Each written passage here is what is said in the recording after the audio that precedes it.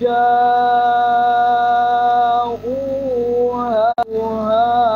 سلام عليكم طبتم।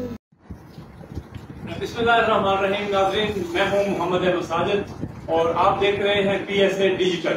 आपके इल्म में है कि पाकिस्तान सोशल एसोसिएशन हमेशा की तरह मुल्क पाकिस्तान के तमाम तर कौमी प्रोग्राम जो हैं उनका बाकायदगी के साथ इनाकाद करती है। और आज हमारी खुशकिस्मती है कि आज हमारे साथ हमारे पड़ोसी मुल्क मिस्र से शेख अलकारी हसन रजा अल असदी अल अजहरी जामिअतुल अज़हर से पाकिस्तान में तशरीफ लाए। आज इनसे हम गुफ्तगू करेंगे। तो मेरे साथ तो सबसे पहले मैं अपने मुअज़्ज़ज़ मेहमानों का आपसे तारुफ करवा दूं। हजरत अल्लामा मोहम्मद हसन अल असदी अल अज़हर और हजरत अल्लामा मौलाना इफ्तिखार हुसैन गोलवी जो कि खतीब हैं जामिया मस्जिद गोल सादिक से। तो आज के प्रोग्राम का बाकायदा आगाज जो है वो अल्लाह ताला के पाक नाम से करते हैं। तो मैं दरख्वास्त करूंगा जनाब किबला अल कारी शेख मोहम्मद हसन रजा अल अज़हरी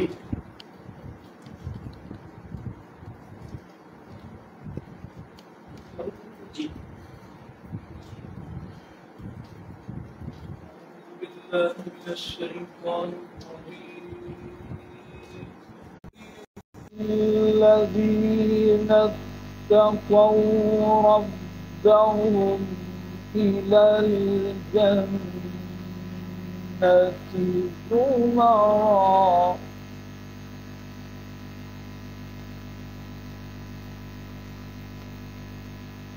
حتى إذا جاءوها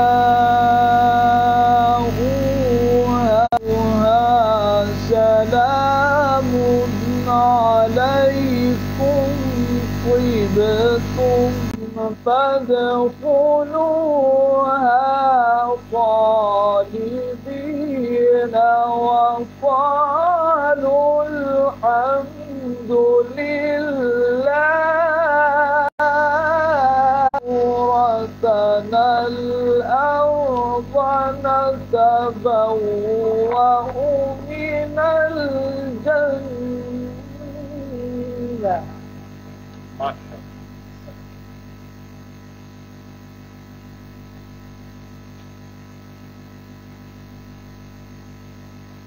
حيث ندعو ربهم إلى الجنة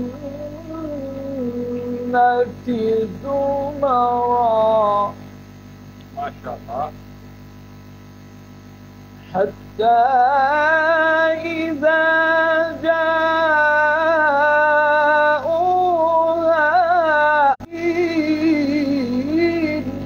ما شاء الله. سبحان الله.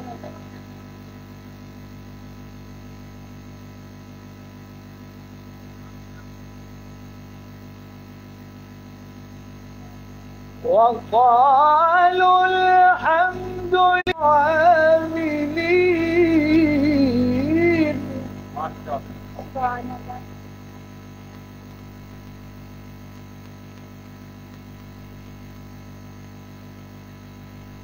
وترى الملائكة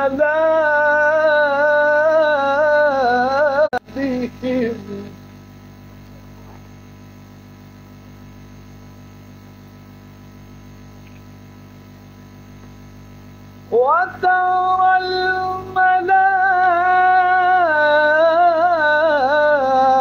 الملائكة حافين من حول العرش يسبحون بحمد ربهم وقضي بينهم بالحق وقيل الحمد لله رب العالمين.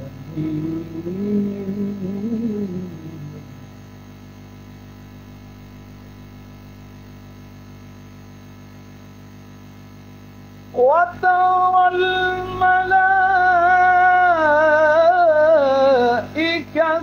حافين من حول العرش يسبحون بحمد ربهم وقضي بينهم بالحق وقيل الحمد لله.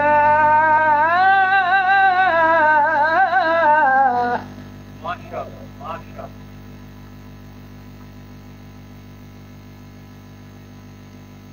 وقيل الحمد لله رب العالمين.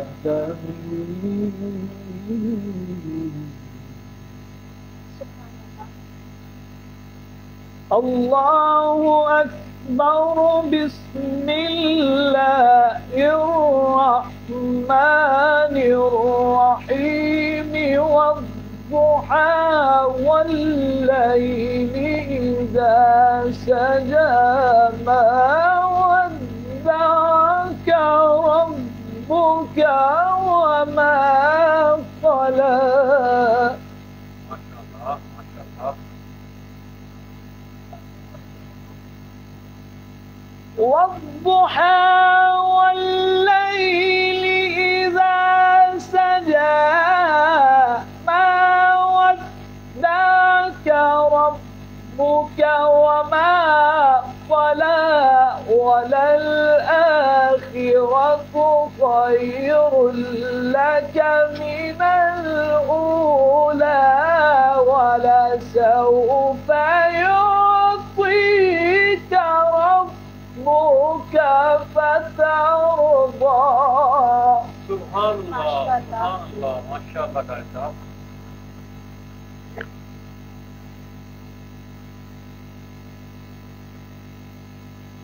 الله أكبر. بسم الله الرحمن الرحيم. والضحى والليل إذا سجى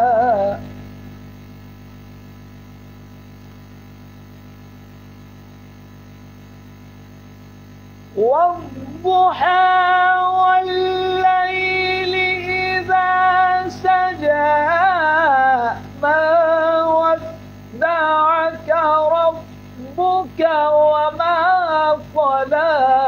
وللآخرة خير لك من الأولى ولسوف يعطيك ربك فترضى.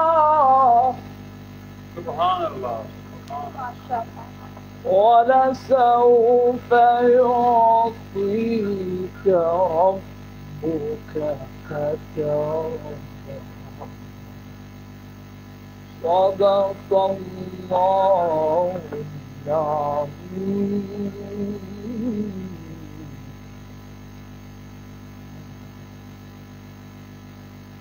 ماشاءاللہ بہت ہی خوبصورت انداز میں آیات بینات کی تلاوت سے ہمارے گروپ و اذہان کو منور و مؤثر فرما رہے تھے شیخ القاری حسن رضا العذری الاسدی جامعۃ الازہر سے آپ کا تعلق ہے. اور آج ہماری خوش قسمتی ہے کہ یہ پاکستان جو ہے اس کے آئے ہوئے تھے, تو اس سے ہم جاننے کی کوشش کرتے ہیں. کرنا خیر صاحب آپ کا شکریہ تو ہم پہلے ہی ادا کر چکے ہیں, اور حضرت علامہ صاحب کا بھی ہم شکریہ ادا کر چکے ہیں کہ آپ تشریف لائے ہیں. تو کتنا ہمیں آپ بتائیے گا کہ آپ نے یہ حفظ کی لائن اور یہ مذہبی لائن جو ہے, یہ قرأت کی لائن بڑی مشکل, بڑا ٹف جاب ہے یہ, تو آپ نے اس کو کیسے اختیار کیا؟ جب میں نے السلام علیکم ورحمۃ اللہ وبرکاتہ. جب میں نے قرآن مجید حفظ کیا غالباً سن 2004 میں, تو حفظ کرنے کے بعد اللہ تعالیٰ نے ویسے بھی میں جب پڑھتا تھا اللہ نے مجھے آواز کیا ہے, وہ آواز کی نعمت سے نوازا تھا. تو میں بچپن میں بھی تلاوت کرتا تھا. تو حفظ کے بعد میں نے کچھ عرصہ اسکول پڑھتا رہا, مڈل تک میں نے اسکول پڑھا. گورنمنٹ فاضل کا اسلامی ہائی اسکول. اس کے بعد پھر میں شعبہ تجوید کے لیے جامعہ فرنگیہ سہیوال میں داخل ہوا. وہاں میں نے 2 سال لگوائے شعبہ تجوید میں. تو 2 سال لگانے کے بعد پھر میں نے وہاں 2007-8 میں نے یہ مکمل کیا. تجوید کا جو شعبہ تھا مکمل میں نے کیا. وہاں سے میں نے تجوید کی کچھ کتب پڑھی اور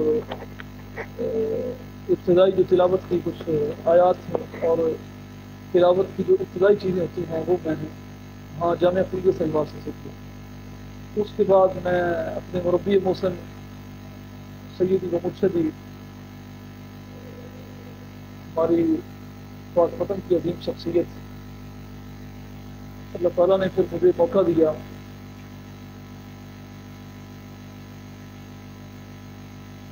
پھر مجھے ان کے زیر سایہ رہ کر کچھ عرصہ جو ہے وہ مجھے علم تجوید اور علم قراءات سیکھنے کا موقع نصیب ہوا. جامعہ الاسد میں نے الحمدللہ 8 سے 10 سال میں نے وہاں جو عرصہ پڑھا ہے وہاں درس نظامی کی کچھ ابتدائی کتابیں پڑھی ہیں. 2 سے 3 سال یعنی ثانویہ خاصہ تک درسی کتب جو ہے اس میں صرف و نحو وغیرہ بھی ہے, ترجمہ قرآن بھی ہے, اور ساتھ اس کے علاوہ نحو صرف ہے اور ریاض الصالحین یہ جو فقہ کی کتاب ہے نور الازا وغیرہ. یہ کتابیں میں نے یہاں اپنے ادارے جامعہ الاسد سے پڑھی ہیں. اس کے بعد الحمدللہ اپنے پیر و مرشد کی مہربانی سے قبلہ شیخ القرآن صاحب ڈاکٹر پیر مفتی محمد زاہد اسدی صاحب انہوں نے ہی مجھے وہاں الحمدللہ جامعۃ الازہر مصر میں مجھے پڑھنے کے لیے وہاں بھیجا. وہاں میں نے داخلہ جب لیا الازہر سے الگ میں نے وہاں ایک ادارہ تھا کہ جہاں پہ سیدنا امام حسین پاک رضی اللہ تعالیٰ عنہ آپ کا وہاں سر اقدس دفن ہے. ان کے مزاج شریف کے ساتھ بھی ایک ادارہ متصل ہے. وہاں علم قراءات میں تخصص کروایا جاتا ہے. پھر وہاں میں نے تقریباً 2.5 سال میں عرصہ 2-2.5 سال میں وہاں میں نے علم قراءات میں مختلف کتابیں پڑھیں اور الحمدللہ فن قراءات کو حاصل کیا. پھر لہجات کے لیے مختلف مقامات کے لیے میں نے وہاں مصر کے عظیم شیوخ سے بڑے بڑے قراء سے میں نے وہاں مقامات سیکھے. اس کے بعد الحمدللہ سن 2019 میں نے جامعۃ الازہر میں داخلہ لیا BS علوم اسلامیہ کے لیے. الحمدللہ پچھلے سال میں نے 2023 میں نے الحمدللہ وہاں جامعۃ الازہر سے BS آنر دراست اسلامیہ میں الحمدللہ میں نے BS مکمل کیا. اب میرا الحمدللہ MPhil میں پہلا سال ہے. MPhil کس سبجیکٹ میں تھا؟ MPhil الحمدللہ دراست اسلامیہ میں. دراست اسلامیہ میں الحمدللہ میرا MPhil میں پہلا سال ہے. تو اس کے علاوہ الحمدللہ میں نے تجوید میں بھی تخصص کیا ہوا ہے اور علم القراءات میں بھی تخصص کیا ہوا ہے. اچھا قاری صاحب یہ بتائیے گا کہ یہ لائن جب آپ نے سلیکٹ کی تو یہ آپ کی اپنی خواہش تھی یا آپ کے والدین کی خواہش تھی؟ اس کے ساتھ دوسرا میرا کوشچن یہ ہے کہ ہمارے پاکستان میں ایسے بچے جو لولے لنگڑے ڈسیبل پرسنز ہوتے ہیں جن کے والدین جو ہیں وہ کمزور ہوتے ہیں, وہ بچوں کا بوجھ جو ہیں وہ نہیں اٹھا سکتے. مریم ایسا ہی ہے نا؟ تو وہ اپنے بچوں سے جان چھڑوانے کے لیے وہ کہتے ہیں کہ ان کو کسی دینی مدرسے کسی مولوی کے اسکول کار دیں. تو آپ کے ساتھ کوئی ایسا معاملہ ہوا یا آپ کے والدین نے شوق کے ساتھ آپ کو؟ میں نے قرآن مجید حفظ کرنے کے لیے میں نے ارادہ کیا تو میرے ارادے کے ساتھ میرے گھر والوں کا بھی ارادہ بن گیا کہ انہوں نے مجھے کسی مجبوری کے تحت ادارے میں داخل نہیں کروایا, بلکہ میں نے خود اپنے شوق سے جو ہے نا وہ حفظ کے لیے میں نے داخلہ لیا ادارے میں. تو میرا آپ سے یہ سوال ہے کہ آپ اپنی فیملی میں یا اپنے قصبے میں سے یا اپنے علاقے میں سے ایک واحد شخص ہے جو اس راستے پر آئے یا کوئی اور بھی آپ کو گائیڈ کرنے والا تھا یا آپ کو اس لائن پر لانے والا تھا؟ مجھے اس لائن پر لگانے والے میرے والدین ہیں. ان کی دعاؤں سے میں نے یہاں الحمدللہ یہاں تک پہنچا ہوں. تو باقی جو میرا شعبہ ہے فن قراءات اور علم تجوید غالباً ہمارے پاک وطن میں جو یہ ہمارا جو دوسرا یہ ہمارا ڈویژن سہیوال میں ہے غالباً. اسی طرح میں نے چونکہ کافی اداروں میں نے وزٹ بھی کیا ہے تو اتنا خاصا مجھے کوئی اس طرح کا جو ہے نا وہ کوئی اس فن میں کوئی خاص مہارت رکھنے والا, دلچسپی رکھنے والا یا اس فن میں کوئی ماہر ہو تو مجھے ایسا کوئی استاد نہیں ملا. अच्छा कार साहब ये बताइएगा कि हमारे पाकिस्तान में भी फन क़िरात में माशाल्लाह बड़े बड़े कुर्रा साहबान मौजूद हैं, जी तो उनमें से आप किस कारी को ज़्यादा पसंद करते हैं, लाइक करते हैं, आपकी नज़रों में द बेस्ट, जिसको हम यानी समझते हैं कि अच्छा आपका करने आइडियल वाला। कारी पाकिस्तान में कौन सा है? हमारा जो आइडियल है वो इब्राहिम कासी है, ये क्वेटा से है, हम्म। ये मकतबा देवबंद से ताल्लुक़ रखते हैं। तो उनकी वजह क्या है, क्या उनमें खास बात आपको नजर खास बात आती उनमें ये है कि वो बड़ा कुरान बड़ा सफाई से पढ़ते हैं और लहजात के साथ पढ़ते हैं, और उनकी जो तजवीज़ के अंदर अदायगी है, पुख्तगी है, वक्फ और इब्तिदा में उस हर चीज़ का वो लिहाज करके पढ़ते हैं। हमारे नाज़रीन को कार साहब ये भी बताइएगा कि जब आप तजवीज़ के साथ कुरान पाक, क्योंकि हमारी ज़ुबान में नहीं है, अरबी ज़ुबान में है, जी हाँ। अरब के लोगों पे ये नबी सल्लल्लाहु अलैहि वसल्लम की ज़ात असर पे अल्लाह ताला ने इसको उतारा, अरब के लोगों के लिए ये वो अरबी बड़ा आला अंदाज में बोलते हैं, हम उनको नहीं समझ पाते, तो इसकी तैयारी जब की जाती है तो वो आप कैसे करते हैं? मैं आपका सवाल समझ नहीं सका, सही कहा। मैं ये कहना चाह रहा हूँ कि जब आप तिलावत जो आपने जो इधर पुरानी आयात वर्षित पढ़ी है, जी जी इनकी आपने पहले तैयारी की हो, जी, मैंने तैयारी बिल्कुल नहीं तो की, ये क्योंकि कैसे, अगर आपने किसी कंपटीशन में जाना हो तो आप कैसे इसकी तैयारी करते हैं? अगर किसी कंपटीशन में जाना हो तो ज़ाहिर है फिर तैयारी करनी पड़ेगी, मगर ना महफिल में ये तिलावतें हम करते रहते हैं, यानी कि इस एक तिलावत को हमने कई वक्त किया हुआ है महफिल में। मतलब ये आपके लिए कोई मुश्किल नहीं है। इजी मतलब आप इसको जी, जी। लेते हैं, आपका सुबह शाम ओढ़ना बिछोना जो है हाँ जी, वो यही यही है। जी जी है। आपसे एक सवाल करना चाहती हूँ आजकल की यूथ के हवाले से, मतलब मैं भी उनमें शामिल हूँ। तो आजकल ये गुमान किया जाता है कि अगर कोई बच्चा कोई भी जो है वो दीन की तरफ आ जाए, जिस तरह आप आ गए, तो वो अपनी ज़िंदगी की दूसरी मतलब जो एक्टिविटीज़ वगैरह होती हैं उनसे महसूम हो जाता है। तो क्या ये कैद वगैरह इसको हम समझ सकते हैं? कोई इस तरफ आता नहीं ना, जी। मतलब कोई इंटरेस्ट नहीं आजकल दे रहा, मतलब कोई ये चीज़ आम नहीं हो रही कि दीन की तरफ हम आए, आखिर भलाई हमारी इसमें ही है, तो इसको भलाई नहीं समझा जा रहा, तो हमारी जो ज़िंदगी की दूसरी एक्टिविटीज़ होती हैं उसको ज़्यादा प्रेफर किया जा रहा है। तो इस बारे में आप यूथ को क्या कहेंगे कि इस रास्ते पे क्या हमारी लिए भलाई है और क्या हमारी अपॉर्चुनिटीज़ हैं इस दुनिया में, और आखिरत में हमारे लिए क्या अपॉर्चुनिटीज़ हैं इस रास्ते पर चलने? इसमें जो हमारा दीनी तबका है ना जी, जो हमारे दीनी मदारस में हैं, बाज़ जो इदारे हैं ऐसे हैं, क्योंकि पहले इस तरह का तो नहीं था, अब चूँकि ये दौर जदीद दौर है, तो अब ये इंटरनेट का भी दौर है, तो क्योंकि पहले हमारे यहाँ सिर्फ जो हमारे यहाँ जो तवज्जो दी जाती है ये सिर्फ दीनी ही तालीम पर दी जाती है, तो दीन के साथ दुनिया भी ज़रूरी है। तो जिन इदारों में दीन के साथ अगर कुछ दरसियात पढ़ाई जाती हैं, दरसी कुतुब पढ़ाई जाती हैं, तो हमारा ये उन इदारों को मशवरा है, वो इदारे को जो मोहतमिन हैं उनसे ये हमारा मशवरा है, जो उनके यहाँ इदारे बच्चे पढ़ने के लिए इदारे में वो आते हैं, तो उनको दीन के साथ साथ जो है वो असली तालीम का भी जो है ना वो उनको शौक भी पैदा किया जाए, ताकि जो ज़्यादा से ज़्यादा जो तलबा हैं वो दीन की तरफ आ सकें, दीन की तरफ। जी, इसलिए वो जो ज़्यादा तलबा दीन की तरफ नहीं आते, वो चूँकि हमारे बाज़ इदारों में जो है ना वो दीनी तालीम के साथ असली तालीम नहीं होती, चूँकि असर आखिर के लिए दीनी तालीम के साथ दुनियावी तालीम भी ज़रूरी है। अच्छा कारी साहब ये बताइएगा कि आज का डिजिटल दौर, ये मरियम ने जो सवाल किया ना ये उसका बेजूज है। आज की डिजिटल जो तालीम है और आज की हमारे जो मसबी मामलात हैं इनके साथ यूथ को जो है वो कैसे जोड़ा जा सकता है? मसलन कैसे आप कुछ समझाएं? हम उनमें शऊर कैसे पैदा करें? मतलब आज का जो नौजवान है वो इंटरनेट उसका ओढ़ना बिछोना है, वो सारी रात जो है ना जी वो मोबाइल पे लगे रहते हैं, उनको खाने को कुछ ना मिले, माँ बाप बहन भाई ये बात उनके लिए बिल्कुल कोई ठीक है कि अब चूँकि इंटरनेट का दौर है, तो नेट को इस्तेमाल करना या मोबाइल का इस्तेमाल करना ये कोई गलत नहीं है। अगर इसका इस्तेमाल अच्छा किया जाए, दुरुस्त किया जाए, तो इसमें बड़े फ़ायदे हैं।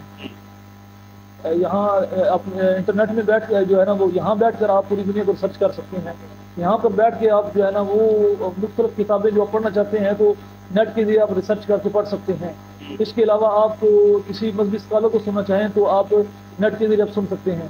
ठीक है आप कोई ऐसा प्लेटफॉर्म जो हम मोबाइल पर हम कोई ऐप हो ऐसी जिस سے مطلب ہم جو ہے مکمل طور پر ہم دین کی ہدایت لے سکیں؟ کوئی ایسی ایپ ہو یا کوئی مکمل کتاب ہو ایپ کی صورت میں، یا کوئی ایسا پلیٹ فارم ہو جس سے ہم موبائل یہ جو نیٹ ہے، یہ جو جدید ٹیکنالوجی ہے، یہ آپ کے پاس یہ پلیٹ فارم ہے. اگر آپ اس کو اچھا استعمال کریں گے تو آپ کے لیے آپ اس سے فائدے حاصل کر سکتے ہیں. یہ زیادہ اگر یہ کوئی نقصان دہ والی چیز نہیں ہے ایسی، اگر اس کا استعمال اچھا کیا جائے تو اس سے ہم کافی فائدہ حاصل کر سکتے ہیں. اچھا آپ نیٹ پر ریسرچ کریں، جو چیز آپ ریسرچ کریں گے وہ نیچے آ جائے گی. بتائیے گا کہ آپ مصر میں آپ کا اسٹے جو ہے وہ کتنے سال سے؟ یہ میں کتنا سن 2017 سے 2017 سے 14 اکتوبر 2017. اچھا یہ بتائیے گا کہ مصر جو ہے جی یہ اسلامک ہسٹری کا اگر مطالعہ کیا جائے جی جی تو اس میں ہمارے جو اسلاف ہیں، ہمارے جو مشاہیر ہیں، ہمارے بزرگان دین، ہمارے انبیاء کرام، صحابہ کرام، صحابیات کی لمبی لائن جو ہے وہ لگی ہوئی ہے. اور فتوحات جو ہیں وہ اسلامک فتوحات جب ہوئی ہیں تو حضرت عمر فاروق کے دور میں آپ لے لیں، حضرت ابوبکر صدیق رضی اللہ تعالیٰ عنہ کے دور میں لے لیں، خالد بن ولید نے فارس میں، تو یہ ادھر بڑی جنگیں جو ہیں وہ لڑی گئی ہیں. تو ادھر ہمارے ناظرین کو بتائیے گا کہ کن کن انبیاء کی صحابہ کرام، صحابیات اور جو نبی صلی اللہ علیہ وسلم کے ساتھ تھے وہ ان کے مزارات ہیں، اس حوالہ سے بتائیے گا. مصر جو ہے اس حوالے سے یہ بڑا ایک تاریخی یہ ملک ہے. یہ اس حوالے سے تو اس کی مصر کی تاریخ بہت بڑی پرانی ہے. تو مصر کو ارض الانبیاء بھی کہا جاتا ہے. ارض الانبیاء مطلب یہ مصر کو نبیوں کی سرزمین بھی کہا جاتا ہے. اور اسلام کے جو بڑے بڑے تاریخی واقعات رونما ہوئے ہیں، تو آپ جب قرآن کو دیکھ پڑھیں گے، آپ تفسیر پڑھیں گے تو آپ کو معلوم ہوگا یہ زیادہ تر جو ہے وہ تاریخی جو واقعات رونما ہوئے ہیں وہ مصر ہی میں ہوئے ہیں. اور اس کے علاوہ آپ کہنا چاہ رہے ہیں کہ وہاں کن کن پیغمبروں کے یا ان کے علاوہ کن کن صحابہ کے مزارات ہیں، اہل بیت کے، محدثین کے، مفسرین کے، فقہاء کے. تو میں بتاتا چلوں ناظرین، میں آپ کو بتاتا چلوں کہ میں وہاں 2017 سے 14 اکتوبر 2017 سے ابھی تک وہاں زیر تعلیم ہوں. تو جن مزارات پر میں نے حاضری دی ہے، میں ان میں سے چند آپ کو جو ہے نا وہ آپ کی گوش گزار کرتا ہوں. تو سب سے پہلے میں آپ کو بتاتا ہوں کہ مصر کا دارالحکومت قاہرہ ہے. اس قاہرہ میں بھی بڑے بڑے مزارات ہیں، بڑے بڑے محدثین کے مزارات ہیں، مفسرین کے بھی ہیں اور فقہاء کے بھی ہیں، صوفیہ کے بھی ہیں. تو سب سے پہلے میں اہل بیت اطہار علیہم رضوان ان کے بارے میں بتاتا چلوں کہ جہاں پر میں نے خود حاضری دی ہے، سیدنا امام حسین رضی اللہ تعالیٰ عنہ آپ کا سر اقدس وہاں پر دفن ہے. مسجد الازہر شریف ہے، جامعۃ الازہر جو یونیورسٹی ہے ان کی جو مسجد ہے اس کا نام مسجد الازہر ہے. تو مسجد الازہر کی دوسری طرف، آپ روڈ کی دوسری طرف جائیں تو سامنے مزار آتا ہے حضرت سیدنا امام حسین پاک رضی اللہ تعالیٰ عنہ، آپ کا وہاں سر اقدس دفن ہے. تو آپ کے مزار سے متصل ہی آگے تھوڑا سا ایک بازار ہے، وہاں متصل ہی اسی بازار میں آپ کی زوجہ محترمہ حضرت سیدہ شاہ بانو سلام اللہ علیہ ان کا مزار بھی ہے. اس کے علاوہ وہاں قاہرہ میں ہم نے حضرت سیدہ زینب سلام اللہ علیہ اور وہاں پر بھی حاضری دی ہے. سیدنا علی المرتضیٰ شیر خدا کرم اللہ وجہہ الکریم آپ کی ہمشیرہ محترمہ. اس کے علاوہ حضرت سکینہ رضی اللہ تعالیٰ عنہ، سیدنا امام حسین آپ کی صاحبزادی محترمہ، آپ کا مزار شریف بھی وہاں ہے. اور اس کے علاوہ سیدہ نفیسہ رضی اللہ عنہا، نفیسۃ العلوم کا لقب آپ کا ہے. اور اس کے علاوہ حضرت سیدنا امام جعفر الصادق آپ کی صاحبزادی حضرت سیدہ عائشہ صدیقہ رضی اللہ عنہا، آپ کا مزار بھی ایک مسجد کے اندر متصل آپ کا مزار بھی ہے. ان مزار پر میں نے مزارات پر خود حاضری دی ہے. اس کے علاوہ اسی منطقہ کے بالکل قریب ایک بازار میں اب چلتے جائیں تو وہاں یہاں قاہرہ میں یہ بہت بڑا قبرستان ہے. تو بالکل حضرت سیدہ فاطمہ عائشہ صدیقہ رضی اللہ عنہا آپ کے مزار کے بالکل قریب ہی حضرت امام جلال الدین سیوطی جنہوں نے تفسیر جلالین، جو مصنف ہیں تفسیر جلالین کے، یہ وہ امام ہیں جن کے بارے میں کتب میں پڑھا ہے کہ آپ کو 72 سے زائد مرتبہ رسول اللہ کی جاگتی آنکھوں سے آپ نے زیارت کی ہے۔ ماشاءاللہ ماشاءاللہ۔ اور اس کے علاوہ وہاں پہ محدثین میں سے امام بدر الدین عینی جو امام بخاری کے استاذ ہیں، ان کا مزار شریف بھی ہے، اور اس کے علاوہ امام کستلانی رحمۃ اللہ علیہ ماشاءاللہ ان کا مزار بھی ہے، اور ان کے علاوہ صحابی رسول فاتح مصر حضرت عمر بن عاص جنہوں نے مصر کو 20 ہجری میں فتح کیا، ان کا مزار اقدس بھی وہاں پہ ہے، حاضری دی ہے، اور ان کے قریب ہی بالکل حضرت عقبہ بن عامر رضی اللہ تعالیٰ عنہ صحابی رسول ہیں، یہ بھی ان کے مزار پر بھی حاضری دی ہے۔ بالکل آگے اب بالکل ان کے مزار کے قریب ہی متصل ہی اسی قبرستان میں آئمہ اربع میں آئمہ فقہا میں سیدنا امام شافعی رضی اللہ تعالیٰ عنہ آپ کا مزار اقدس بھی وہاں قاہرہ میں ہے، وہاں پر بھی حاضری دی ہے۔ اس کے علاوہ آپ بہت بڑے محدث حضرت امام ابو جعفر الطحاوی امام طحاوی جن کی کتاب یہ عقیدہ طحاویہ ہمارے درس نظامی میں دوسرے تیسرے سال میں پڑھایا جاتا ہے، عقیدہ طحاوی جن کا پڑھایا جاتا ہے، تو وہاں ان کا مزار بھی امام طحاوی کا بھی مزار وہاں پر ہے۔ یہ مزارات ہیں جو قاہرہ میں ہم نے جہاں پر حاضری دی ہے۔ اس کے علاوہ صوفیاء میں سے 8ویں صدی کے مجدد ہوئے ہیں حضرت امام عبد الوہاب الشعرانی رضی اللہ تعالیٰ عنہ، یہ بہت بڑے صوفی ہوئے ہیں، صوفیاء میں سے ہوئے ہیں، ان کا مزار بھی وہاں پر ہے، تو ان کے مزار پر بھی حاضری دی ہے۔ اس کے علاوہ دیگر شہروں میں جو ہے نا وہ کئی مزارات ہیں، انبیاء کے مزارات بھی ہیں، صحابہ کے بھی ہیں، محدثین کے بھی ہیں، مفسرین کے بھی ہیں، فقہا کے بھی ہیں۔ ہم نے اس کے علاوہ مصر کا ایک بہت بڑا شہر ہے اسکندریہ، یہ بڑا تاریخی شہر ہے، تو وہاں اسکندریہ شہر میں بھی ہم نے جن کا ہم قصیدہ بردہ شریف پڑھتے ہیں سیدنا امام بصیری رضی اللہ تعالیٰ عنہ، امام بصیری آپ کے مزار پر بھی حاضری دی ہے الحمدللہ۔ اور آپ کے مزار کے بالکل متصل آپ کے شیخ آپ کے پیر و مرشد ان کا مزار بھی ہے، اور اس کے علاوہ جن کے نام پر سورہ لقمان نازل ہوئی ہے حضرت حکیم لقمان، ان کی قبر پر بھی حاضری دی الحمدللہ۔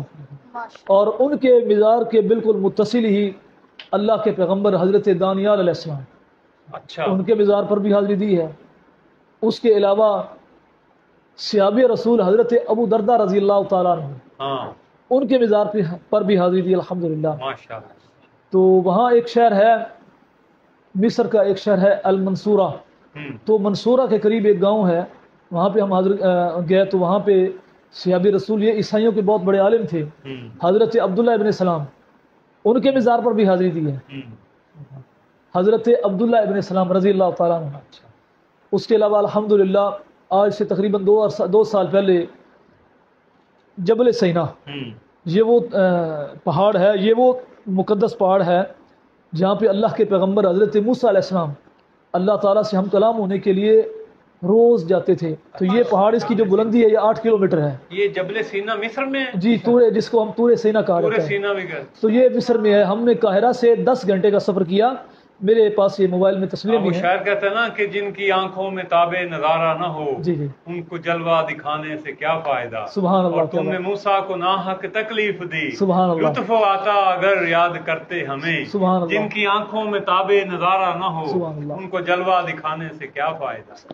یہ اتنا بڑا مقدس پہاڑ ہے، تو جن کے متعلق قرآن مجید میں بھی ہے فَخْلَعْنَا عَلَيْكَ إِنَّكَ بِالْوَادِ الْمُقَدَّسِ طُوَىٰ، حضرت موسیٰ علیہ السلام کے متعلق ہے، اور یہ وہ مقدس پہاڑ ہے جہاں پہ اللہ کے پیغمبر حضرت موسیٰ علیہ السلام خدا سے ہم کلام ہونے کے لیے ہر روز جاتے تھے۔ تو اس پہاڑ کی جو اونچائی ہے یہ تقریباً آنے جانے کا راستہ جو یہ 15 کلومیٹر ہے، یعنی تقریباً 7.5 سے 8 کلومیٹر یہ راستہ ہے۔ تو الحمدللہ ہم رات کے وقت یعنی تقریباً 10 بجے ہم نے جو ہے نا وہ چڑھنا شروع کیا تھا۔ صبح فجر کی نماز ہم نے وہاں پہ ادا کی جہاں پر حضرت موسیٰ علیہ السلام اللہ تعالیٰ سے ہم کلام ہوتے تھے، ہم نے وہاں فجر کی نماز ادا کی، وہاں پہ جہاں پر آپ ہم کلام ہوتے تھے وہاں پر الحمدللہ ہم نے 2 نوافل ادا کیے، اور فجر کے بعد ہم نے جو وہ ہے وہ سورج کے طلوع ہونے کا جو منظر ہے وہ جبل سینا پر وہ ہم نے اس کا منظر دیکھا، مشرق سے ابھرتے ہوئے سبحان سورج اللہ۔ کو ذرا دیکھ۔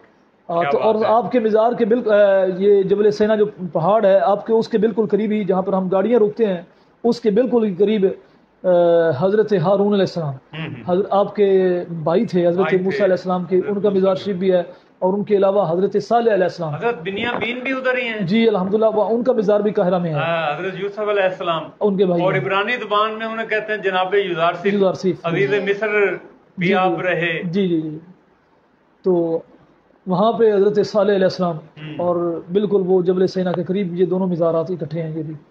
اچھا ناظرین، ہمیں اس وقت جوائن کیا ہوا ہے، ہمارے ساتھ کچھ لوگ موجود ہیں۔ فیضان ناصر صاحب، انہوں نے ہمیں ماشاءاللہ لکھا ہے، پھر انہوں نے نائس لکھا ہے، پھر انہوں نے گڈ ٹرانسمیشن لکھا ہے۔ فیضان ناصر صاحب آپ کا شکریہ ادا کرتے ہیں۔ اور زرار خالد صدیقی صاحب نے ہمیں جوائن کیا ہوا ہے، وہ ماشاءاللہ کہہ رہے ہیں، سبحان اللہ کہہ رہے ہیں، اور محمد طاہر مسعود بھٹی صاحب ماشاءاللہ کہہ رہے ہیں۔ تو آپ کا بہت شکریہ جی، آپ نے ہماری حوصلہ افزائی کی۔ تو الازری صاحب ہمیں بتائیے گا کہ مصر کی یونیورسٹیوں کا تعلیمی ماحول کیسا ہے وہاں کا، ہمارے پاکستان کے بچوں بچیوں اور جو یونیورسٹیوں کے حال ہیں؟ اور جامعۃ الازہر سب سے اہم ترین اور سب سے اچھی یونیورسٹی سمجھی جاتی ہے۔ جامعۃ الازہر یہ یونیورسٹی، اس کی تاریخ بہت پرانی ہے، یہ اس کا سنگ بنیاد فاطمی دور میں 972 ہجری میں رکھا گیا تھا۔ وہ علم کی جو ہے نا وہ روشنی لے کر آتا ہے، ماشاءاللہ، اور علم کی جو خیرات ہے وہ الازہر شریف جو ہے وہ پوری دنیا میں جو بانٹ رہا ہے، کوئی بھی آدمی وہاں سے جو جاتا ہے وہ محروم نہیں رہتا، ہماری طرح کا کوئی کنزین آدمی بھی ہو وہاں محروم نہیں رہتا، کچھ نہ کچھ حاصل کرتا ہے۔ کیا صورتحال ہے؟ پردہ وہاں جو مذہبی لوگ ہیں وہ پردہ کرتے ہیں، اچھا، اور باقی لوگ ایسے گھوم رہے ہیں؟ اسی طرح جو مذہبی لوگ جو لوگ ہیں، انٹرنیشنل لیول کے جو لوگ ہیں، فارنرز ہیں، وہ بھی وہاں پہ آتے جاتے ہیں، وہ اپنے اپنے مذاہب کے مطابق جو ہے جی منتقل بالکل اسی طرح مذہبی آزادی کیسی ہے وہاں پہ؟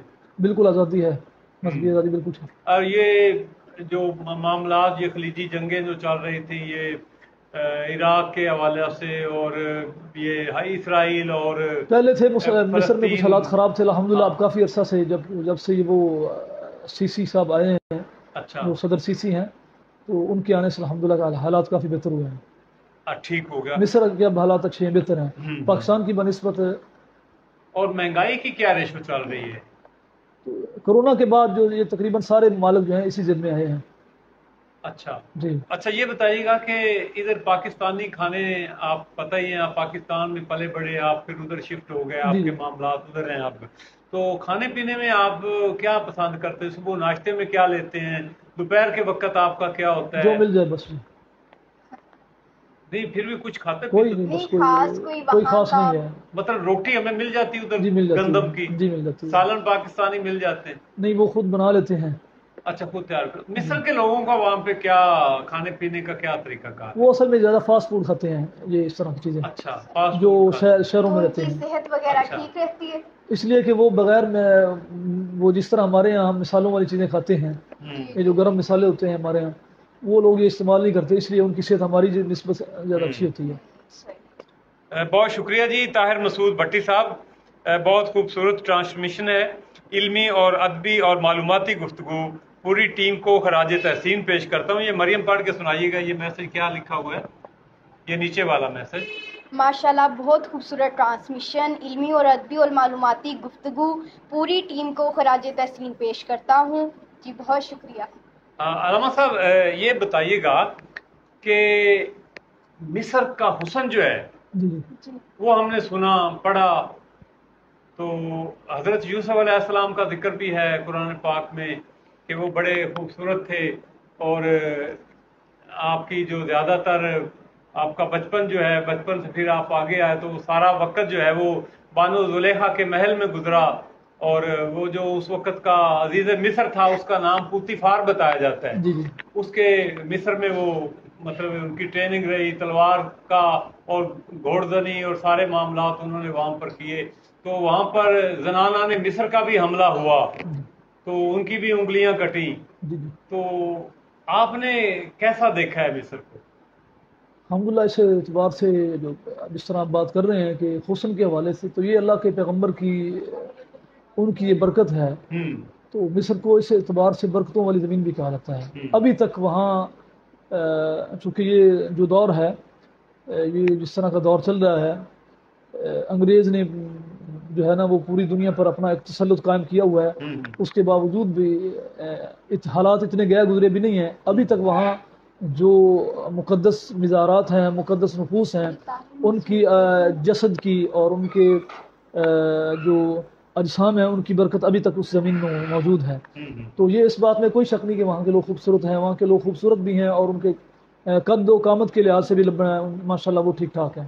اچھا یہ بتائیے گا، جی یہ بتائیے گا کہ جس طرح پہلے مصر کے جو محل تھے اس میں بت پرستی ہوتی تھی، بت موجود ہوتے تھے، جی تو کیا اب بھی ایسا کوئی مقام ہے، ایسا کوئی مرکز جہاں پر کوئی بت وغیرہ موجود ہو وہاں پہ؟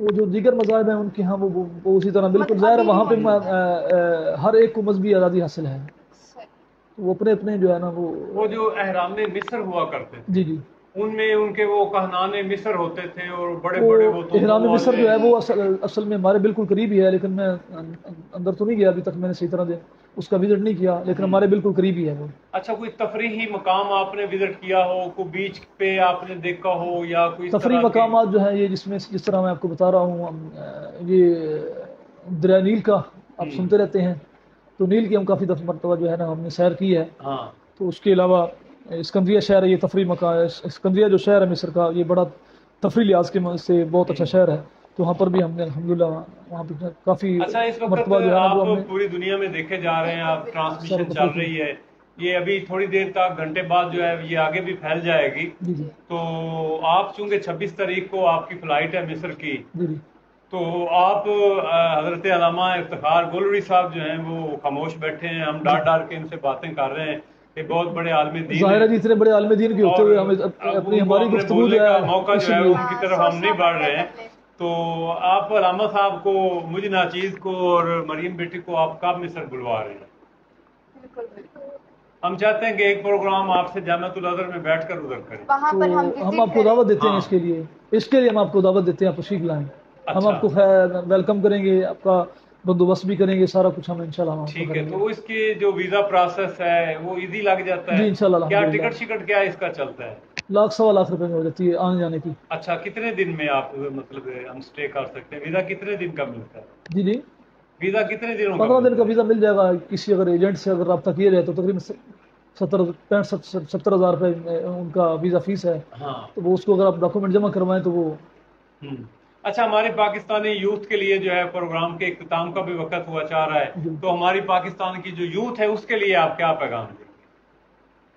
نوجوان جو ہیں، ہمارے والدین بزرگ جو ہیں کہ وہ اپنے بچوں کو کس مشن پر اسلام کی طرف، قرآن کی تعلیمات، جو اب قرآن کو لوگ جو ہیں وہ بہت کم پڑھتے ہیں، مقدس بنا یوتھ کو کے ہم یہ غلافوں پیغام میں۔ دینا چاہتے ہیں، یوتھ کو ہم پیغام دینا یہ چاہتے ہیں کہ وہ جو لوگ کہتے ہیں کہ دین میں کچھ نہیں ہے، مولوی بن کے کیا لیں گے، مولوی بن کے کیا کرو گے، تو ہم ان کو پیغام دینا یہ چاہتے ہیں کہ مولوی ہی میں سب کچھ ہے۔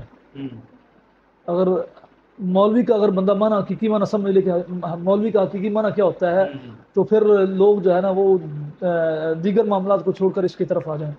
تو ہم یہ دینا چاہتے ہیں لوگوں کو جو ہے نا وہ کہ دنیاوی تعلیم کے ساتھ ساتھ آپ دین کو بھی ساتھ ساتھ جو ہے نا وہ اٹیچ رہیں۔ جو ہمارے طلباء مختلف مدارس میں دینی اداروں میں پڑھ رہے ہیں تو ان کو چاہیے کہ وہ ساتھ ساتھ جو ہے وہ دینی تعلیم کے ساتھ عصری تعلیم بھی جاری رکھیں، تاکہ ہم جو ہے نا وہ دین میں جو ہمیں آنے والی جو مشکلات ہیں وہ ہم جو ہے نا ان کو جو ہے ان پر قابو پا سکیں۔ اچھا قاری صاحب آپ صبح قرات کے بھی قاری ہیں؟ جی الحمدللہ میں نے عشرہ قرات پڑھی ہے۔ ہمارے ناظرین کو جو ہے وہ کوئی ایک چھوٹی سی سورہ مبارکہ جو ہے صبح قرات میں وہ ذرا سناتے ہیں۔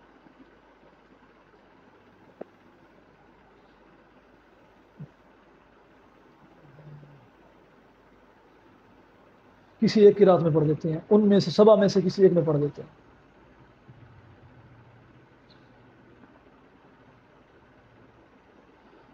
بسم اللہ الرحمن الرحیم۔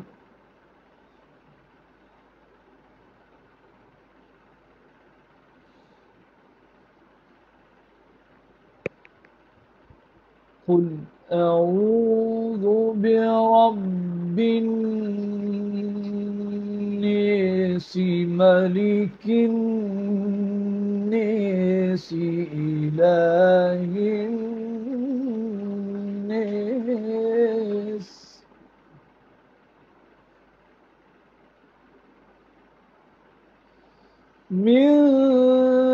شر الوسواس الخناس الذي يوسوس في صدور الناس. ماشاءاللہ ماشاءاللہ.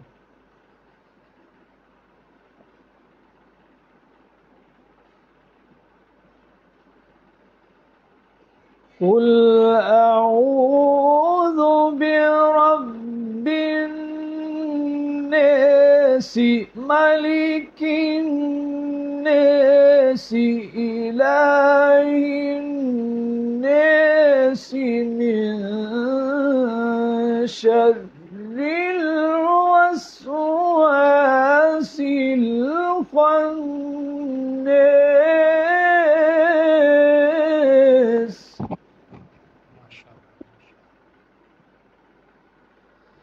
الذي يوسوس في صدور الناس من الجنة والناس.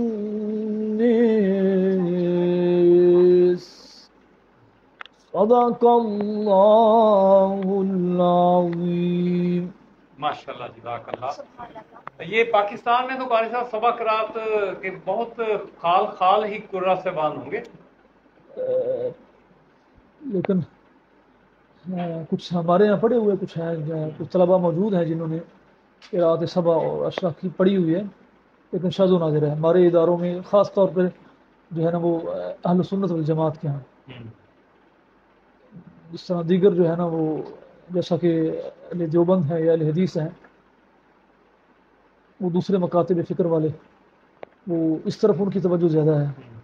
دیگر ہماری نسبت اہل سنت والجماعت کی ان کی توجہ اس طرف زیادہ ہے. تو ہمارے بعض ادارے موجود ہیں لیکن بہت بالکل شاذ و نادر، ہمارا اس طرف دھیان نہیں ہے.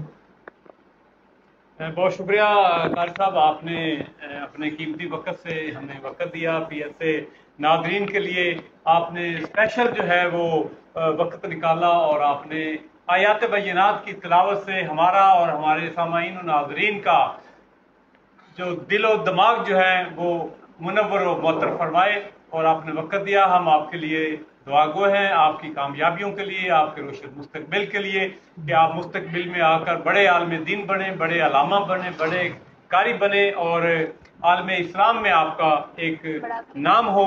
تو مریم آپ کیا کہنا چاہیں گی قاری صاحب کے لیے؟ میں نے تو یہاں بیٹھے بیٹھے پورے مصر کی سیر کر لی، تو ناظرین نے بھی کی ہے، تو بہت اچھا لگا کہ آج آپ کے برابر میں بندی ناچیز بیٹھی ہے، تو آپ سے علم حاصل کر رہی ہے، آپ سے گفتگو کر رہی ہے، تو بڑا اچھا فیل ہو رہا ہے. تو کوشش کروں گی جو آپ نے بتایا اس پہ عمل بھی کروں اور آگے بھی پہنچاؤں، اور ناظرین سے بھی گزارش ہے کہ وہ ان کی بات پر عمل بھی کریں.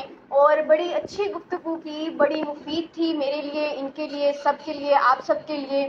تو بہت اچھا رہا آج کا پروگرام، بہت اچھی گفتگو رہی ان کے ساتھ. اب آپ سے ملاقات ہوگی ان کے ساتھ مصر میں، چونکہ ہم نے ان سے بات کر لی ہے. آپ نے مکرنا نہیں ہے. جی جی بالکل، آپ نے سنا، سب نے سنا، ہم نے سنا، ہمیں دعوت دی گئی ہے.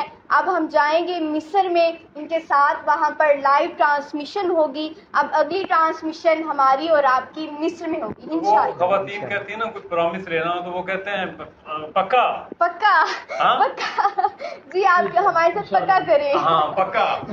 تو ناظرین ہمارے ساتھ حضرت علامہ مولانا افتخار حسین گولوی صاحب موجود ہیں، جو کہ مرکزی جماعت اہل سنت کے وائس پریزیڈنٹ بھی ہیں، اور آپ کا حلقہ احباب جو ہے بحیرہ شریف سے فارغ التحصیل ہیں. آل اوور دا پنجاب آپ کا ایک مہربانی فرمائی وہ تشریف لائے.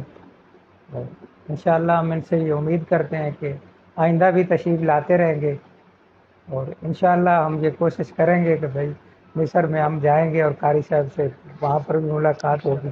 قاری صاحب علامہ صاحب ہم نے ایک اور پروگرام جو ہے وہ بھی ہم نے اسٹارٹ کر رہے ہیں. 1 جون کو جو ہے وہ ہم پہلا پروگرام جو ہے وہ اسٹارٹ کرنے کے لیے جا رہے ہیں. اس کا نام ہم نے رکھا ہے دا برین آف پاکستان.